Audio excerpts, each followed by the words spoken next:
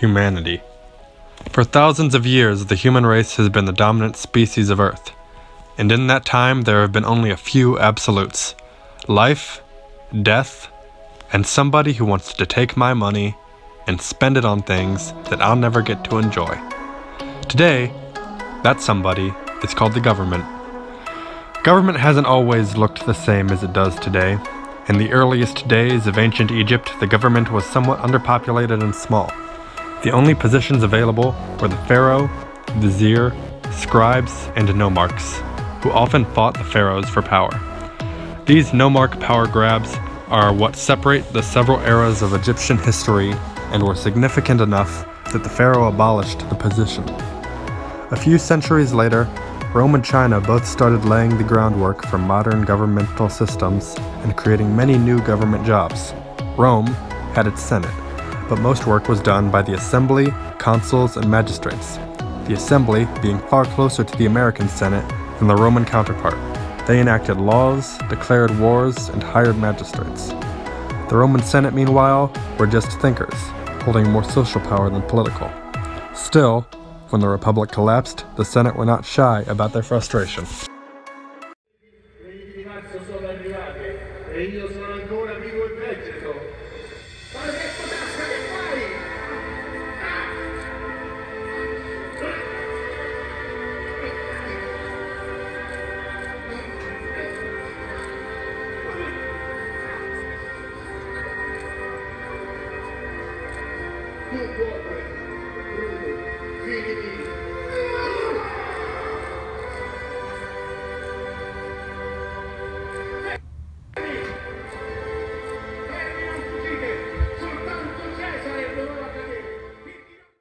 China, meanwhile, had created the first major bureaucracy under the Sui dynasty and improved under the Tang and Song dynasties.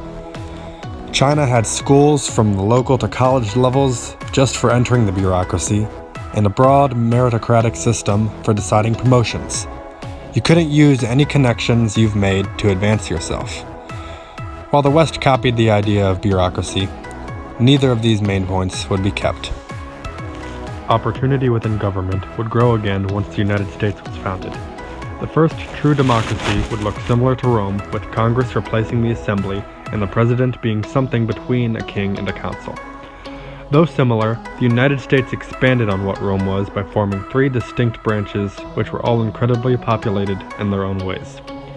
Congress was split into two bodies, which blend the Roman Senate and magistrates to fulfill separate duties, while also working in unison. The president has a cabinet of advisors who assist him in making decisions. They include the vice president, who helps the president negotiate with Congress, the attorney general, who acts as the chief federal law enforcement official, the secretary of defense, who advises the president on military matters, and the secretary of state, who handles foreign affairs which the president can't. Finally, there is an entirely new branch of federal judges. They not only preside over disputes over law, but also constitutional disputes, and can decide if one constitutional issue prohibits certain legal actions. On top of all of this is federalism, which allows states, cities, and even counties to create their own governmental positions, such as a Board of Education member or a mayor.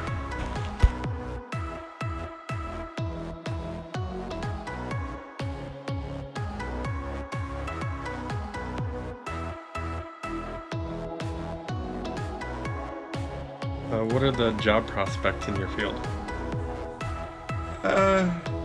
They're poor. It's a rough field to get into, but not quite as bad. It's portrayed as being horrendous and awful and dismal and don't do it. But I think if you are willing, if you don't have a limitation on the kind of school you go to, or where you go, I think you can still get a job. My first jobs were at poor schools, not very good. The salary wasn't, the first job, the salary was horrendous. But I wanted to be a professor, and you know, being a professor is a good life. You do what you want to do. In real life, I practically have to pay people to listen to me. But in the classroom, y'all are paying to listen to me. So instead of me paying, you're paying. It's kind of cool. And I like history, and I like the research. The writing is hard. But I guess theoretically, I like the writing too. So it's a worthwhile profession to go into, and that's why I was at the #1 graduate school in the world for history, and I quit and went to like number 130 in the United States to work with a professor, and that didn't work out. But my point being, all my friends from Berkeley got fantastic jobs, and I did not, from Mississippi. But I still wanted to be a history teacher, so I went and did it. There's going to be a point somewhere. But if you love it, if you love history, I think that you're going to get a job. If you don't say, I'm only going to be in the East, or I'm only going to go to a research university, or I'm going to go to a school that isn't impoverished. It's like, for me to get a good job, God had to destroy New Orleans. And then I got this job here just through that. I was the person, I guess, who benefited from that horrible disaster in New Orleans. Somebody had to. So I'm very happy. Teaching at a school with students who do not have high qualifications has its own rewards and its own, downside. Different rewards from teaching here. I'm glad I had the experience teaching at low-ranked schools, but teaching at a highly ranked school like ONU, it makes me very grateful. What do the job prospects of the field look like? Pretty good now because a lot of people are retiring. I think they call them the baby boomers, huh? Yeah. Which was a very big population in our country at one time. They're in their middle to late 60s now, and a lot of jobs are, whether it's a teacher, a social worker, government service in general, a politician.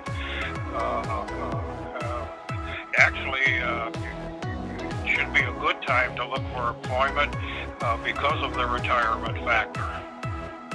So, how did you get your first job in the field?